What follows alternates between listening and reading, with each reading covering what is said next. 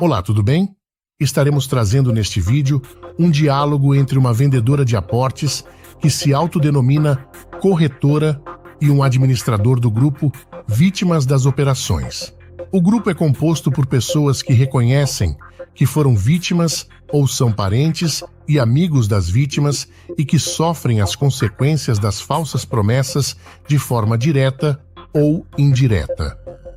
Na ocasião do ocorrido, a vendedora de aportes entrou neste grupo e tentou convencer os integrantes de que ela estaria fazendo algo lícito. Obviamente, algumas vítimas sentiram-se provocadas por afirmações proferidas pela corretora, ao ponto da situação ficar um pouco tensa. Mas o que motivou esta corretora entrar neste grupo, onde os integrantes não concordam com a venda de aportes e estão convencidos de que as supostas operações se trata de um golpe? Na abordagem do administrador, gerou na corretora uma série de dúvidas ao ponto de que ela viesse perguntar: qual das operações seria a verdadeira? Vamos colocar aqui o áudio do ADM, que respondeu a pergunta sobre uma perspectiva que nos ajuda a termos uma melhor compreensão. Mas antes, precisamos descrever um contexto para que facilite o entendimento de tudo o que vai ser exposto aqui. E para isto, é sempre bom começar com perguntas. Por que um corretor ou uma corretora teria dúvidas de que as operações da qual vende aporte seja verdadeira ou não?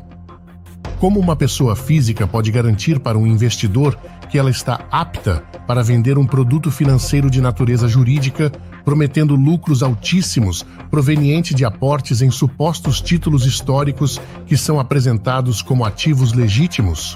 Em termos mais simples, qual é a garantia que os corretores das operações dão aos planilhados de que estão devidamente habilitados para vender aportes e também a garantia de que esses aportes são emitidos de forma legal pelas instituições pagadoras? Muitas destas perguntas já foram respondidas no canal do YouTube Vítimas das Operações, onde foi postado um vídeo intitulado As Tentações e Ostentações no Golpe das Operações. O conteúdo retrata de onde vem o dinheiro e para onde vai esses valores que são entregues pelos planilhados aos corretores vendedores de aportes, também aos paymasters, que na maioria das vezes repassam aos gestores, donos das supostas operações.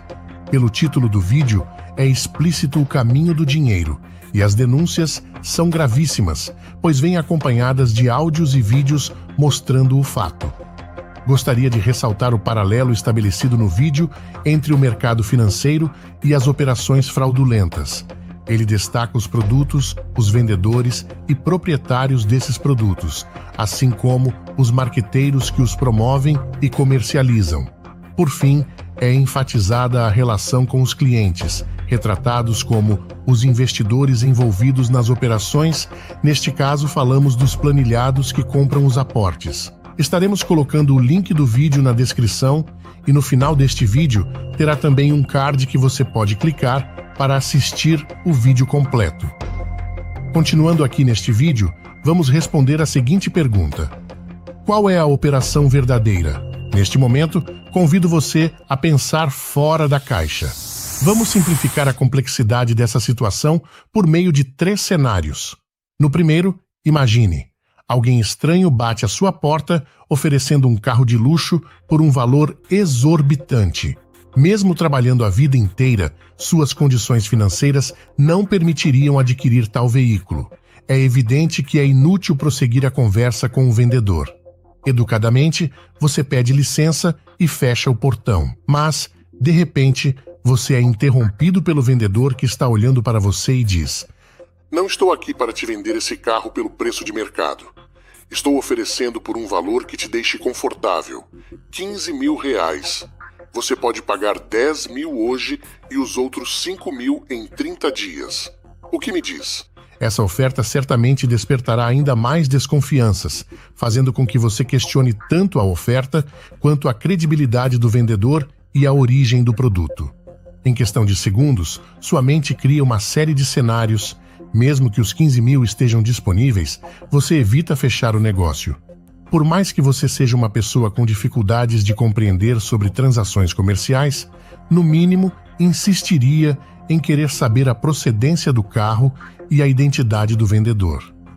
Buscar validações junto aos órgãos reguladores do veículo e do proprietário seria uma ação esperada. O objetivo é evitar cair em golpes comuns perpetrados por ladrões de automóveis e, mais crucial ainda, prevenir-se de ser pego pela polícia em casa, junto com o verdadeiro proprietário do veículo. Isso poderia resultar em acusações de receptação de carga roubada, um crime previsto no artigo 180 do Código Penal. Mesmo agindo de boa-fé, a preocupação em evitar situações embaraçosas diante dos vizinhos seria compreensível. Segundo cenário. Vamos para a segunda cena, onde praticamente se repete o que aconteceu na primeira. Continuaremos na parte em que você decide fechar o portão, mas é interrompido pelo vendedor. Ele olha para você e diz: Não estou aqui para vender este carro pelo preço de mercado. Estou oferecendo por um valor bem acessível, R$20.000. Sim, é isso mesmo que você ouviu, R$20.000. Antes que consiga dizer algo, ele prossegue: Estou aqui porque, acredite ou não, você é um escolhido. Poderia oferecer essa oportunidade a qualquer outra pessoa, mas talvez não saiba, sou um pastor. E como homem de Deus, preciso ouvir sua voz. E ele quer que eu venda para você. Enquanto você se emociona, ele continua: O carro vale milhões. O que são R$20.000 diante desse valor que você terá quando vender o carro? Sem permitir que você responda, ele refuta qualquer objeção possível, acrescentando: Sou uma pessoa íntegra. E para que não se preocupe, também sou um juiz arbitral. Se houvesse algo errado, seria o primeiro a questionar, pois fiz um juramento diante dos homens, sobretudo, fiz um voto diante de Deus. Negócio feito! Sem ponderar sobre a origem do produto, ou seja, sem verificar a documentação do veículo ou a identificação do vendedor, você entrega R$20.000 ao impostor. O golpista prometeu fornecer os documentos do veículo em 5 dias, e para garantir o acordo, vocês assinaram um contrato estipulando o prazo para a entrega dos documentos e o início dos trâmites para a transferência do carro para o seu nome. Apesar da suposta autoridade já apresentada, naquele momento o contrato parecia desnecessário, mas o golpista o entregou. Isso aparentemente elimina quaisquer objeções e dá à vítima a sensação de realizar um negócio seguro, pagando pelo carro com dinheiro em mãos. O resultado? Você não adquire um carro que vale milhões, o dono a qualquer momento vai aparecer na sua porta. Enquanto o golpista, que se diz pastor e juiz arbitral, fica com os seus R$20.000 no bolso. Bom, sobre o contrato, o administrador que conversou com a corretora deu uma explicação válida, e é importante que você assista este vídeo até o final e entenda que os golpistas não fazem nada que venha se comprometê-los depois, tudo é feito de forma pensada. A única pessoa que acaba não sendo racional no momento do suposto negócio é a vítima. A nossa ilustração ainda não acabou. Vamos para o terceiro e último cenário. E aqui teremos um desfecho um pouco semelhante com a primeira cena, mas o início se identifica mesmo com o segundo cenário. Só que desta vez, continuaremos da parte em que o vendedor se descreveu como pastor, juiz arbitral e homem de Deus. Neste caso, novamente você não fechou a porta, só que desta vez abriu a boca e, antes de fechar o negócio, exigiu documentos do veículo e do vendedor. Você descreveu todos os documentos necessários, afinal, como suposto homem de Deus, o indivíduo deveria ter todos os papéis em mãos. Educadamente você disse: Por favor, amigo, eu me interesso desde de que apresente os documentos que preciso para a consulta. Antes que o juiz arbitral abrisse a boca, você seguiu com a lista: CRLV, Certificado de Registro e Licenciamento de Veículo; CRV, Certificado de Registro de Veículo ou DUT, Documento Único de Transferência; Certidão de Pagamento do IPVA; CNH, Carteira Nacional de Habilitação; RG e CPF, Certificado de Pessoa Física; comprovante de endereço, original e cópia, de no máximo 3 meses antes; nota fiscal do fabricante; nota fiscal original da revenda, emitida pela concessionária ou pelo fabricante; tirar o decalque do chassi; laudo de vistoria de identificação veicular; formulário Renavão preenchido em 2 vias originais; o indivíduo negou as informações que seriam suficientes para consultar e verificar os fatos sobre a proposta que lhe fez. Suspeitando dele, você insistiu em querer provas. O estelionatário tentou reverter a situação dizendo frases como: Você perderá a bênção. A oportunidade será repassada para outro. Esta é sua última chance. E assim foram muitos os gatilhos mentais de urgência, mas você persistiu e estrategicamente coletou o máximo de informações para fazer um boletim de ocorrência. A situação se agravou, a polícia foi chamada e um crime flagrante foi estabelecido. Neste caso, de uma vez por todas, você soube a verdade. Bem, o propósito dessas ilustrações não é abordar a venda de carros roubados. O que estamos destacando aqui é um paralelo com o que ocorre nessas operações fraudulentas envolvendo títulos históricos. Quando as vítimas são abordadas, muitas vezes não buscam se informar ou obter provas do que está sendo apresentado pelos golpistas. Ao buscar informações diretamente dos emissores dos títulos, torna-se evidente que os investimentos só podem ser realizados por meio de corretoras licenciadas, o que impossibilita sua venda por meio de aplicativos de mensagens. O que a maioria das vítimas não sabem é que existem muitos estelionatários que atuam no mercado de papeleiros se utilizando de narrativas com títulos para aplicarem diversos tipos de golpes. Um bem conhecido envolve a oferta de títulos históricos, como TDAs ou LTNs, como opções vantajosas para quitar dívidas tributárias. Os golpistas convencem empresários a comprá-los a preços mais baixos do que o valor de mercado real, mas os títulos são falsificados, vencidos ou emitidos de maneira irregular. Ao convencer o empresário a comprar esses títulos, os golpistas obtêm dinheiro ou bens dos empresários, prometendo uma solução para suas dívidas tributárias que, na realidade, a solução não existe. Quando os órgãos fiscais verificam a situação, descobrem a fraude, o empresário perde o dinheiro investido e continua responsável pelas dívidas fiscais originais, sujeito a punições legais. Outro golpe são os títulos do governo brasileiro que os golpistas dizem que estão em plataformas no exterior colocados estrategicamente por bancos internacionais com a intenção de proteger o título de possíveis desvalorização ou calote. De acordo com essas narrativas, eles tentam convencer as vítimas de que essa transferência dos títulos para plataformas no exterior é também uma oportunidade exclusiva e vantajosa, frequentemente argumentando que isso possibilitará ganhos financeiros maiores ou protegerá os investimentos de riscos iminentes no país. Esses golpes se apoiam em histórias fictícias. Títulos do governo brasileiro seguem vias regulamentadas e não são transferíveis para plataformas estrangeiras visando proteção ou lucro adicional. Os investidores enganados por esses golpes enfrentam perdas financeiras consideráveis. Muitos, persuadidos pela narrativa, compram títulos no mercado de papeleiro com a expectativa de monetizá-los. Anos se passam e continuam alimentando os criminosos, acreditando que estão participando de um processo sigiloso de monetização, supostamente conduzido por advogados especializados. Entretanto, a realidade é outra. Essas alegações falsas são promovidas por vendedores de títulos históricos, papéis que têm valor apenas para colecionadores e não possuem valor de mercado real. O objetivo central é vender caixas de títulos, movimentando um mercado paralelo que, se motivado por razões legítimas, não seria problemático. No entanto, essas narrativas são elaboradas por estelionatários habilidosos que inflamam os preços desses papéis de forma artificial.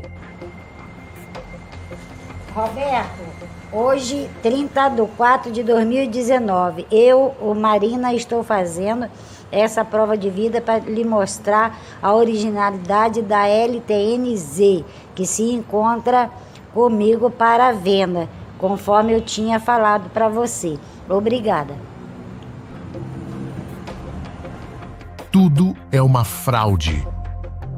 Essas informações são fundamentais para entender a origem da maioria dos estelionatários no golpe das operações, vindos do mercado de títulos históricos por perceberem a vulnerabilidade de vítimas com crenças religiosas. Inicialmente, recrutaram pastores para atrair fiéis e depois, muitos desses impostores passaram a se comunicar diretamente com os planilhados, apesar de já estarem aportados. O objetivo é formar gestores e vender títulos históricos com as narrativas mencionadas anteriormente. É notável que vários pastores já negociavam nesse mercado paralelo, o que facilitou a interação com os fiéis. Além disso, estão constantemente adaptando narrativas como redenção, Nezara, Gesara, sistema quântico, extraterrestres e outras mentiras absurdas.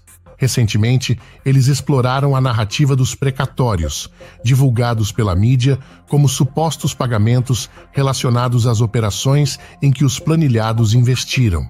O que fazem é mesclar um pouco de verdade em meio a uma grande quantidade de mentiras disseminadas em grupos de aplicativos e no YouTube, com o intuito de acalmar as vítimas, pedir doação e vender mais aportes. A realidade é que houve a liberação de 93 bilhões de reais em precatórios pela Justiça Federal para saque em causas judiciais iniciadas em janeiro. Os precatórios são valores decorrentes de decisões judiciais e são pagos diretamente aos beneficiários definidos nos processos judiciais, não havendo, normalmente, formas de investimento ou participação em lucros nesse sentido. Qualquer proposta que envolva investimentos para receber parte dos lucros de precatórios pode ser irregular ou um golpe financeiro. Para saber mais sobre como funciona o golpe das operações de forma didática, convidamos você para que no final deste vídeo clique no link que está na descrição. A pergunta que não quer calar: qual é a operação verdadeira? 22 de junho de 2022 já era madrugada quando Marcilene Oliveira Pereira da Costa ainda conversava com o administrador do grupo Vítimas das Operações, José Renato. No dia 21, no período da tarde, áudios de Marcilene vendendo aportes foram compartilhados no grupo Vítimas das Operações. O objetivo era alertar sobre mais uma golpista, enganando pessoas com promessas de lucros em títulos históricos e venda de aportes. O grupo Vítimas das Operações no Telegram é aberto, permitindo que até mesmo quem não faz parte visualize as postagens. Foi então que a Marcilene viu as publicações sobre ela e entrou no grupo, tentando suavizar a situação e justificando que não estava cometendo irregularidades, além de descrever características que supostamente comprovariam sua integridade. Entretanto, no grupo, há pessoas cujos familiares são vítimas de Marcilene e já conheciam suas estratégias manipulativas para persuadir as vítimas. De maneira cortês, Zé Renato, um dos administradores, optou por conceder o benefício da dúvida a Marcilene, iniciando uma conversa em particular, afastada dos acontecimentos do grupo. Sua abordagem visava compreender os motivos que levavam Marcilene a acreditar a ponto de se tornar uma ativista no golpe, vendendo aportes como corretora para uma lista de gestores falsos, ou seja, indivíduos fraudulentos se passando por proprietários de operações financeiras. Desculpe, Zé Fernando, não ouvi o que você falou. Meu querido, como é que tu sabe que não existe? Como é que eu tô vendendo algo que eu sei que não existe? Tu acha que eu seria louca de vender algo que não existe? Tudo é falso, gente, pelo amor de Deus, porque tudo é falso. Vamos ter que parar com isso. Então nada é verdadeiro nessa vida, porque tem que ser tudo falso. Tem que parar com esse pensamento. Existe sim, gente, muita coisa ruim e falsa, mas nem tudo é falso, tá? Nem tudo é. Como é que a gente diz, você tá vendendo algo que não existe? Não, gente, eu tô vendendo algo que foi bem passado, né? Você quer saber se realmente você entrou em operação verdadeira? Isso que eu tô perguntando pra você, tá? Eu não tô aqui pra te ofender, eu não tô aqui pra nada, eu tô aqui pra conversar. Como eu não entrei em operação nenhuma e não fui enganado, eu não tenho essa revolta. Então eu consigo conversar numa boa. Só preciso saber se você quer realmente saber a verdade. Eu prefiro o pesadelo da vida real do que um sonho de mentira. Por favor, me diga por que você acredita que alguma dessas operações que você entrou é verdadeira. Me dá um motivo para entender por que seria uma operação verdadeira. São títulos muito valiosos, né? Que muitas pessoas antigas, elas guardavam dentro dos cofres, né? Sabe aquele pessoal de tempo da Segunda Guerra Mundial? Pois bem, ele guardava um monte de títulos. Títulos que davam direito também a ele a ter posse. Ele era dono da metade da floresta amazônica. Era da família dele que ele herdou. Não sei como foi aquilo. Eram terras, muitas terras, né?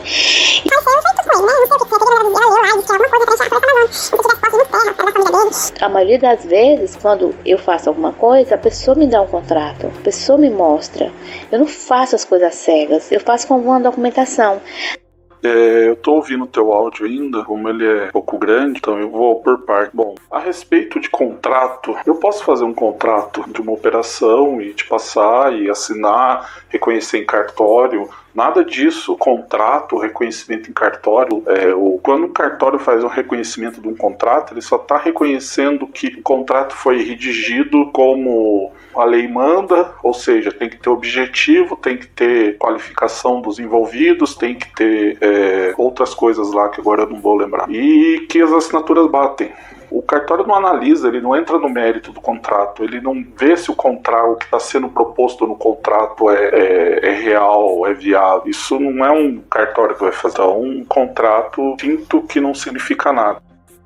O processo de David Miranda é um dos melhores processos que são considerados na mesa lá fora. Tá? Inclusive, está sim em vias de pagamento, como os outros. Tá bom? Inclusive, eu comprei uma cota dele. Tá? E indiquei vários amigos, coisa que eu nunca fiz, com ele eu fiz. E a do David Miranda é falsa também? Todas as operações que você entrou são operações falsas. Primeiro você disse que tem... Como é que pode um engenheiro, um advogado, sei lá, uma pessoa com instrução que seja, ter caído nessa história? Bom, a gente percebeu que tem gente que entrou por simplesmente indicação. Uma pessoa chegou e indicou, né? Essa pessoa que indicou era uma pessoa próxima, então... A pessoa que entrou, ela aceitou a indicação e não pesquisou. Se esses engenheiros, advogados tivessem pesquisado o mínimo, eles iam ver que é falso. Mas qualquer pessoa, separar um estranho te parar no meio da rua e disser, me dá 100 que eu vou te dar 1 milhão, me dá 100 reais que eu vou te dar 1 milhão de reais, ele não vai cair, ele não vai. Acho que raríssimas as exceções que isso possa acontecer. Então tem que vir de uma pessoa que é de confiança, tanto é que a gente vê aqui que foi através de um conhecido que a pessoa entrou, né? Nunca é de uma pessoa estranha. Todo negócio financeiro, não interessa qual seja, ele sempre gira em torno de confiança, né? Você não vai comprar uma marca se você não confia, você não vai comprar um carro se você não confia no modelo, na marca, na montadora, você não vai depositar num banco que você não confie, certo? Então a questão é sempre confiança, até para coisas lícitas é confiança. Então não tem como ser diferente, principalmente um golpe, né? O golpe ele tem que pegar mais pela confiança ainda, né, do que um golpe, vamos falar assim. Pastor Osório, ele diz que o título dele é uma LTM, Letra do Tesouro Mundial. O Fantástico já disse que isso não existe. O Ministério Público de São Paulo já disse que isso não existe. Isso é uma invenção da cabeça dele. Esse título não existe, não tem nem papel nem nada. É mentira do pastor. Quanto a ter dinheiro para se pagar tudo isso, se você fizer uma conta, você vai ver que não tem. Procura depois no Google, por favor, PIB mundial. Você vai ver que o PIB mundial, ele vai chegar em mais ou menos 100 trilhões de dólares. Isso daria quase 500 trilhões de reais. Se você pegar essas lâminas que estão correndo por aí e somar, um apertado só vai ganhar mais do que o PIB mundial. Quanto que você vai ganhar se o teu título sair? Aí veja quantos mais, digamos que não seja 1 trilhão, mas seja 1 bilhão. Veja para quantos mais o teu gestor vendeu. Soma tudo, você vai ver que não existe dinheiro no mundo para pagar todo mundo. Então, não, as operações não são reais por causa disso. Não tem dinheiro para pagar todo mundo, não existe. Todas as operações que você entrou são operações falsas.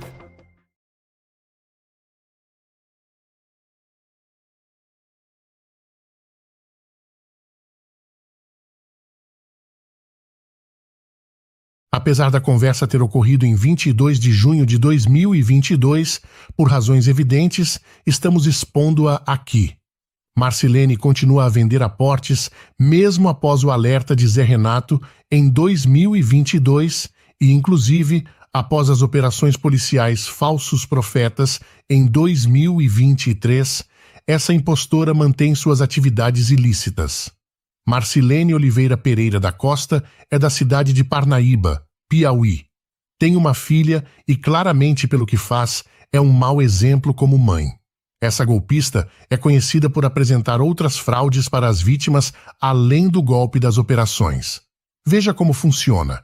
Ela abre grupos e nomeia-os de acordo com o golpe a ser aplicado.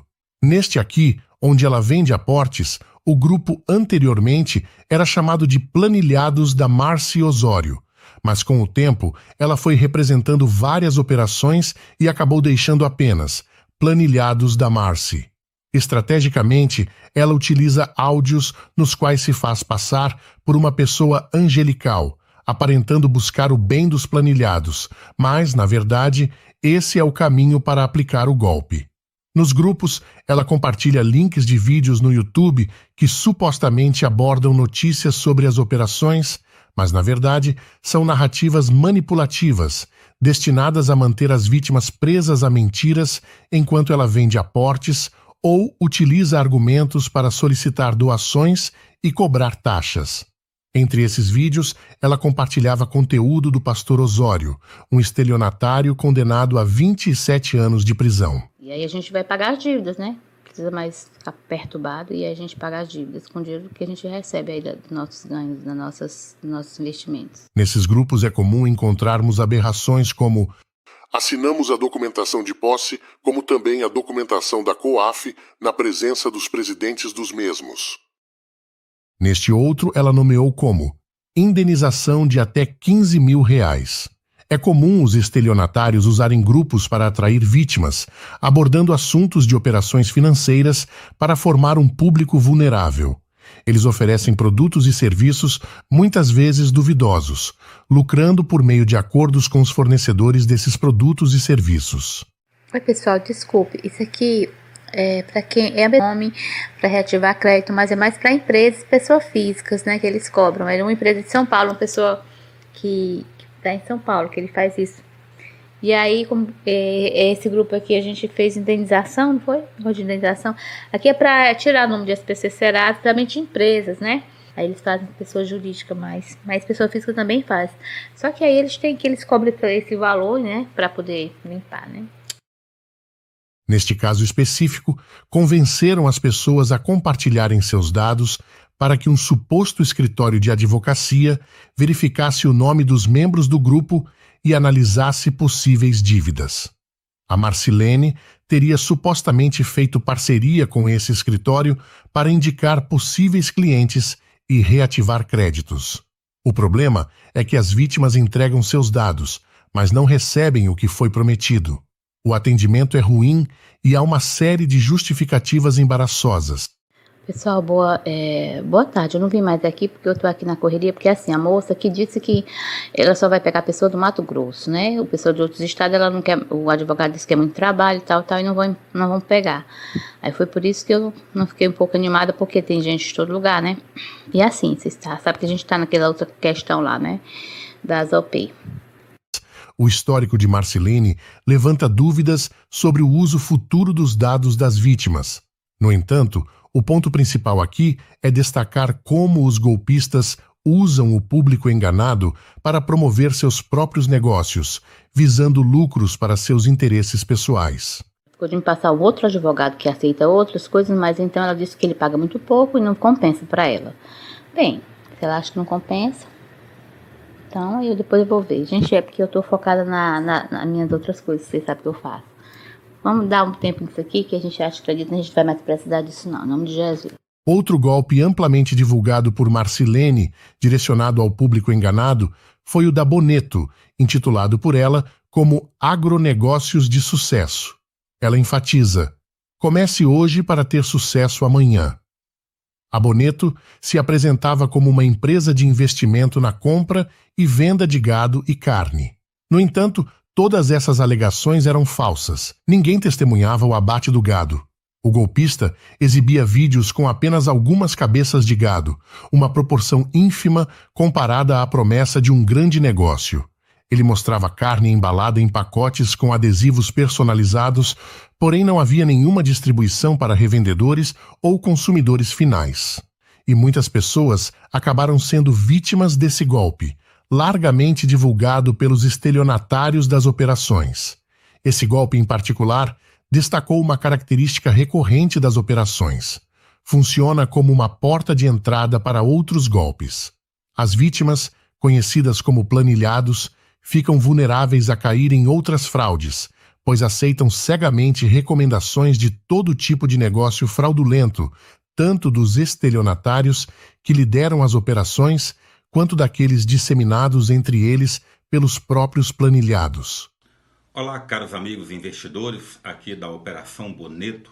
Aqui é o Dr. Edmar Almeida de Cavari, de Belo Horizonte. Agora já vim da fazenda, já estou aqui em BH. A JC Boneto Empreendimento, que ela é consolidada desde 94, mais de 27 anos no mercado, como uma grande atacadista de carnes, alimentos e outras atividades. Ouça o que disse o delegado do estado do Mato Grosso sobre a Boneto. Nós temos acompanhado pela internet algumas pessoas já divulgando o link para inscrição, para que novas pessoas entrem, já que é assim que funciona o sistema de pirâmide. Então nós já estamos adotando as medidas cabíveis do ponto de vista policial e entraremos com as ações cabíveis, os procedimentos cabíveis de investigação e encaminharemos ao Poder Judiciário o resultado dessas investigações. Mas o mais importante é alertar a população que, ainda que aquele seu amigo lhe mostre que ele teve um rendimento esse mês de 100%, saiba que na hora que você entrar com o seu dinheiro, esse dinheiro pode ser bloqueado muito em breve e aí você vai perder todo o seu investimento. Lamentavelmente, são as pessoas mais humildes que acabam entrando por último, e essas pessoas é que realmente sofrem o prejuízo financeiro quando a pirâmide é encerrada.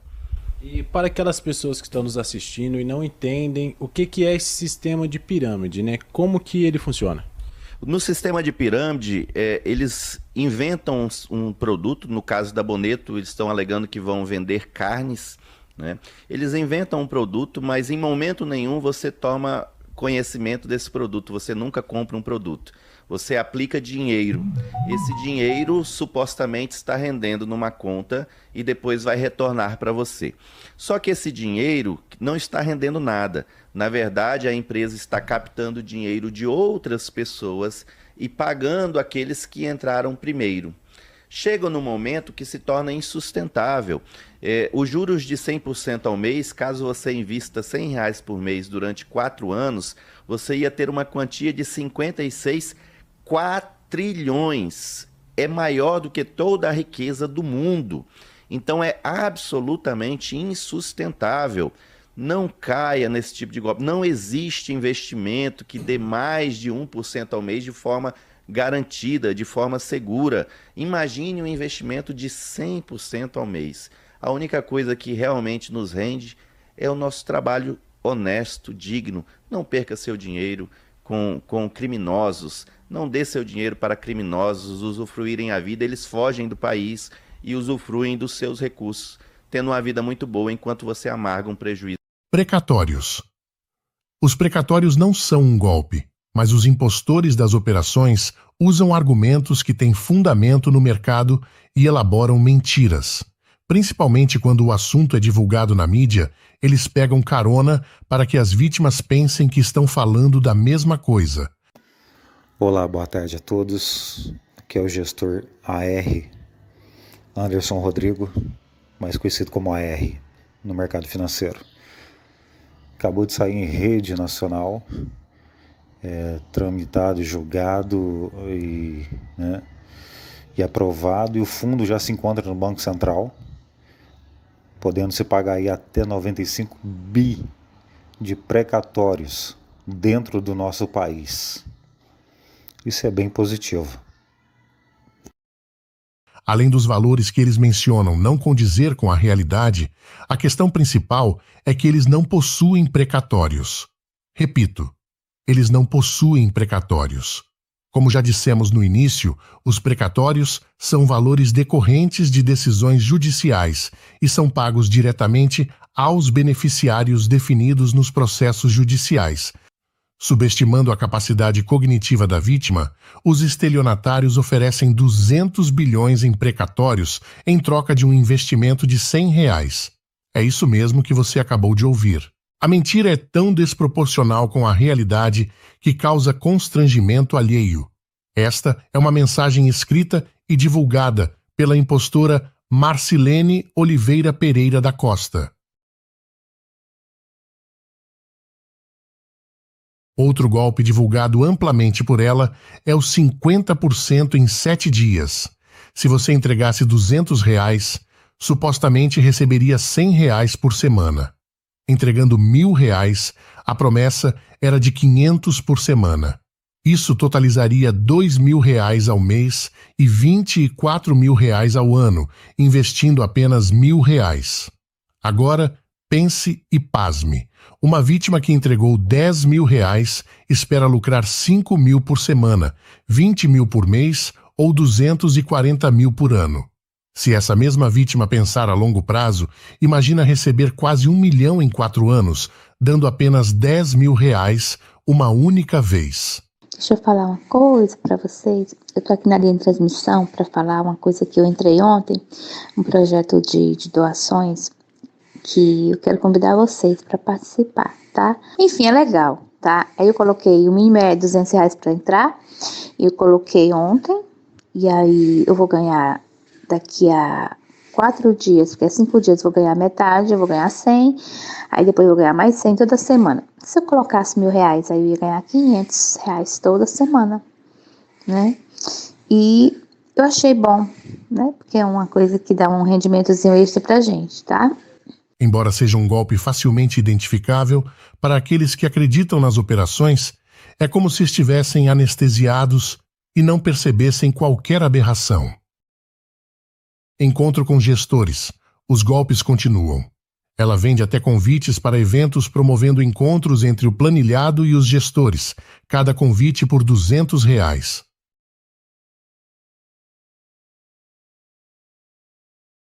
Assim, Marcilene segue sua vida, alternando entre publicar vídeos narcisistas no TikTok e aplicar golpes.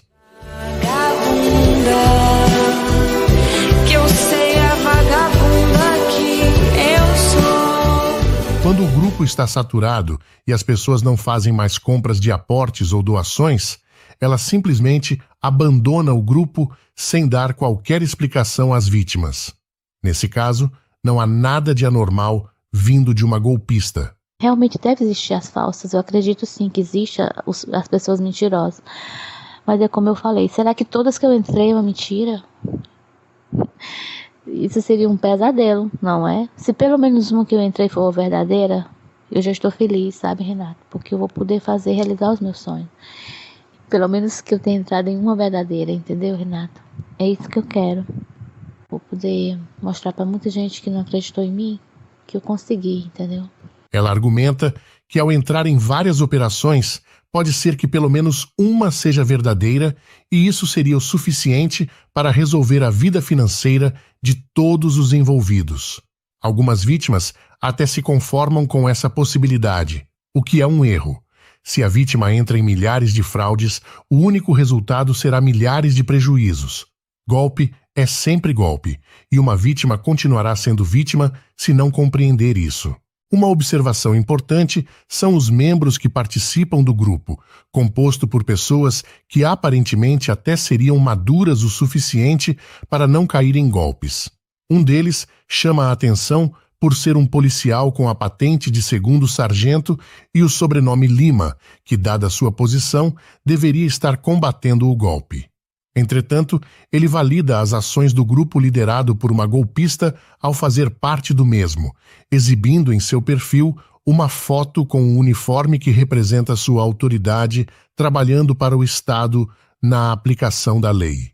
Muitos elementos são claros e fáceis de identificar como parte de um golpe, mas para uma suposta vítima como o 2º sargento, Não faz sentido estar envolvido nisso por tanto tempo e ainda interagindo com emojis positivos nas mensagens compartilhadas pela estelionatária. Embora não se saiba desde quando ele está no golpe, foi identificado presente nos grupos há aproximadamente 1 ano e 7 meses, persistindo até hoje, mesmo com delegados da Polícia Civil expondo que tudo isso é uma fraude. Normalmente, não expomos as vítimas, exceto quando se tornam ativistas ou, como no caso do sargento, representam uma figura de autoridade, o que acaba estimulando outras vítimas. Além disso, ele já havia sido alertado de que tudo isso é um golpe.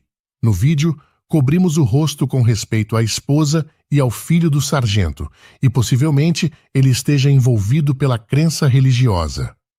Portanto, para evitar uma exposição mais agressiva, aconselhamos o sargento a sair dos grupos. Caso contrário, cabe uma denúncia aos seus superiores. Enfatizando a temática do vídeo, aproveitamos para enviar uma mensagem ao Sr. Lima. Amigo, todas as operações são uma fraude e Deus não tem nada a ver com isso. São todas uma fraude. Está claro como a luz do dia que nenhuma dessas operações seja verdadeira. Estamos abordando este assunto para deixar claro que nenhuma dessas operações é legítima. Não temos questões pessoais com os golpistas. Marcilene é apenas mais uma entre vários outros. O que queremos enfatizar é que o comportamento deles é o mesmo. Portanto, não faz sentido continuar acreditando em outros golpistas que seguem o mesmo método. Não há necessidade de questionar cada nome individualmente. Compreenda de uma vez por todas. Os investimentos devem ser realizados por meio de corretoras autorizadas, negócios nos quais não é possível comprovar a legalidade do produto e do vendedor estão sujeitos à fraude. Ao oferecerem lucros exorbitantes, eles buscam fazer você ignorar a possibilidade de fraude e agir com base na suposta esperteza. Os próprios golpistas afirmam que as vítimas são gananciosas e merecem o prejuízo. Eles sabem que prometer valores altos ativa um gatilho seletivo, fazendo com que a vítima se identifique como interesseira e se torne uma presa fácil para o golpe. Alguns espectadores assistem aos vídeos explicativos sobre o golpe das operações, mas persistem em buscar certezas sobre um golpe ou golpistas específicos. O vídeo aborda precisamente a semelhança nos métodos de todos os falsos gestores e nas características das operações fraudulentas. A fraude e os fraudadores se alinham ao conceito que apresentamos aqui. A operação policial identificou mais de 200 investigados usando os mesmos métodos para aplicar o golpe. Entendemos a esperança de que uma das operações possa ser verdadeira, levando as vítimas a comprar aportes em várias delas. Contudo, a realidade é que todas se tratam do mesmo golpe. Um exemplo disso é o dinheiro falso. Se você conhece as características de uma cédula verdadeira, não precisa verificar cada nota que recebe indo ao banco. As pessoas não costumam inspecionar minuciosamente cada cédula. Em vez disso, aprendem a reconhecer as autênticas para identificar as falsas quando aparecem. Se você não quer cair em golpe, basta entender que negócios financeiros nos quais não é possível comprovar a legalidade do produto e do vendedor estão sujeitos à fraude. Outro exemplo são os times de futebol. Se alguém perguntar o que é um time de futebol, uma resposta aceitável seria: um time de futebol é composto por um grupo de jogadores que se reúnem para competir em jogos de futebol. Eles jogam juntos, seguindo regras específicas, com o objetivo de marcar gols e vencer seus adversários. É um conjunto de atletas treinados e organizados para representar uma equipe em competições esportivas. Depois de ter dito esta definição, digamos que a pessoa insiste em fazer perguntas como: o Flamengo é um time de futebol? Bom, o Flamengo é composto por um grupo de jogadores que se reúnem para competir em jogos de futebol. Eles jogam juntos, seguindo regras específicas, com o objetivo de marcar gols e vencer seus adversários. É um conjunto de atletas treinados e organizados para representar uma equipe em competições esportivas. Portanto, sim, o Flamengo é um time de futebol. E o Atlético Mineiro é um time de futebol? Se o Atlético se enquadra nas definições que citei, não há necessidade de existir esta pergunta, pois se você já aprendeu a definição do que é um time de futebol, apenas faça a comparação com as descrições de um time de futebol. Ok? Não me leve a mal, mas insisto em apenas mais uma pergunta. Tudo bem. E o Palmeiras, tem Mundial? Bom, por mais que pareça cômico, esta pergunta é genuína e vale a pena ser respondida aqui, pois tem tudo a ver com o que estamos abordando neste vídeo. E para esta pergunta, temos duas respostas antagônicas: sim e não. Sim, porque na história do time há um registro onde o Palmeiras conquistou a Copa Rio Internacional em 1951. O torneio foi disputado por times de diversos continentes e é valorizado pela história do clube. Embora a FIFA não tenha organizado o evento, em anos mais recentes houve um reconhecimento maior desses torneios internacionais do passado, considerados por muitos como o embrião do atual Campeonato Mundial de Clubes da FIFA. Não, o Palmeiras não tem título mundial reconhecido oficialmente, pois naquela época não havia um formato oficial de Copa do Mundo de Clubes como temos hoje. A Copa Rio Internacional foi uma competição organizada pela Confederação Brasileira de Desportos, CBD, para celebrar o 4º centenário da cidade do Rio de Janeiro. Times de vários países participaram, incluindo equipes europeias de renome. No entanto, a FIFA não os reconhece oficialmente como parte de sua lista de campeonatos mundiais de clubes. A FIFA reconheceu como mundiais de clubes os títulos disputados desde 1960 entre clubes sul-americanos e europeus, atendendo a um pedido da CONMEBOL, entidade que dirige o futebol na América do Sul. Porém, a FIFA não reconheceu os títulos internacionais obtidos antes da criação da Libertadores da América, criada em 1960. Com isso, os pedidos de Palmeiras e Fluminense para reconhecer as taças Rio de 1951 e 1952 como mundiais não foram atendidos. Apesar de a FIFA ter feito publicações em suas redes sociais sobre o Mundial de 1951, a entidade estava apenas ressaltando o momento histórico vivido pelo time do Palmeiras. Ao contrário do que muitos entusiastas pensam, a postagem não abordava a inclusão do título conquistado na galeria de títulos mundiais da FIFA. Podemos concluir que, tecnicamente, a conquista é de um título mundial e deve fazer parte da história do clube. Agora, a FIFA é a entidade oficial que reconhece os títulos de futebol dos torneios mundiais, e este título mundial do Palmeiras não está na galeria dos títulos oficiais conquistados no atual Campeonato Mundial de Clubes da FIFA. Mas o que isto tem a ver com o golpe das operações financeiras? Para a resposta desta pergunta, vamos entrar no seguinte tema: autoridade absoluta. Quando um órgão oficial emite diretrizes sobre seus procedimentos, ética e regras para vendas, ele estabelece padrões que evitam fraudes e constroem confiança. Essas determinações são uma barreira fundamental contra fraudes. Por exemplo, títulos do Tesouro Nacional emitidos em papel, especialmente anteriores aos anos 80, foram determinados por esta instituição que eles não têm validade. Desde então, os documentos são eletrônicos e registrados eletronicamente. Estando ciente desta informação, cabe a você ficar em alerta e não se enganar com títulos prescritos. Confie nos registros eletrônicos do Banco Central do Brasil para transações seguras. Nos sites oficiais foram feitas as seguintes orientações: títulos cartulares da dívida pública federal emitidos em papel, incluindo os da década de 1970, estão prescritos e inválidos, inclusive as letras do Tesouro Nacional, LTN, emitidas nesse período. O Tesouro Nacional esclarece que não houve emissão de LTN cartulares nos anos 70 com características como verdes, roxas, diamante, de série H, I, J, M, Z, etc.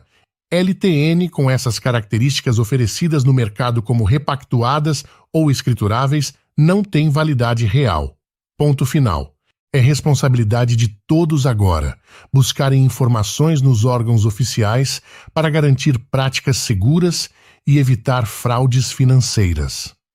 Como parte de uma negociação, é fundamental estar bem informado antes de considerar qualquer compra, especialmente ao investir em ativos financeiros. Uma vez que você verificou informações nos órgãos oficiais, é essencial não se deixar influenciar por indivíduos que não seguem as diretrizes estabelecidas por essas instituições. Não importa se são papeleiros com milhares de títulos, juízes arbitrais ou de carreira, pastores, padres, jogadores de futebol, presidentes do Banco Central, chefes do Pentágono ou até mesmo vice-carimbadores de papéis oficiais da redenção. Não importa o quanto você os respeite, o que eles dizem não altera os fatos determinados pelos órgãos. Os golpistas têm consciência de que muitas vítimas buscam informações nos órgãos oficiais.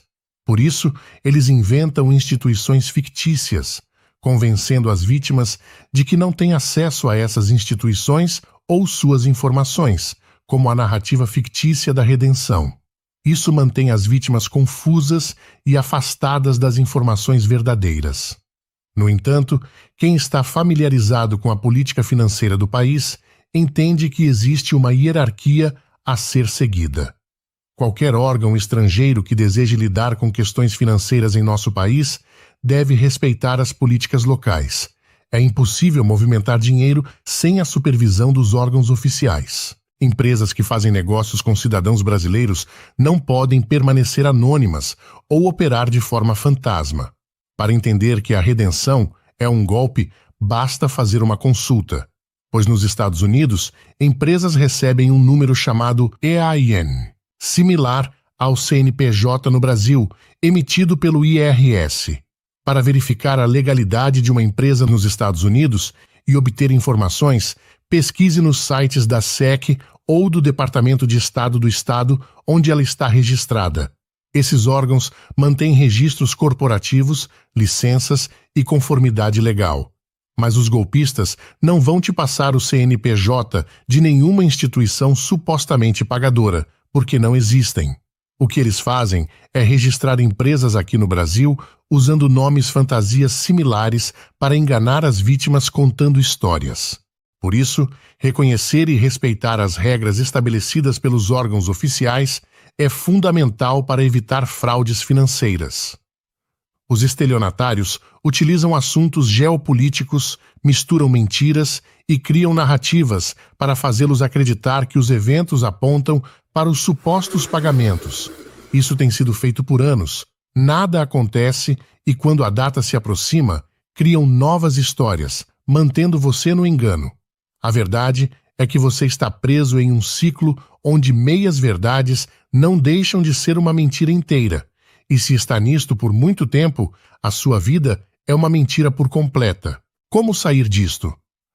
Para obter a resposta a esta pergunta, fique atento ao próximo vídeo que será adicionado à playlist Qual é a Operação Verdadeira?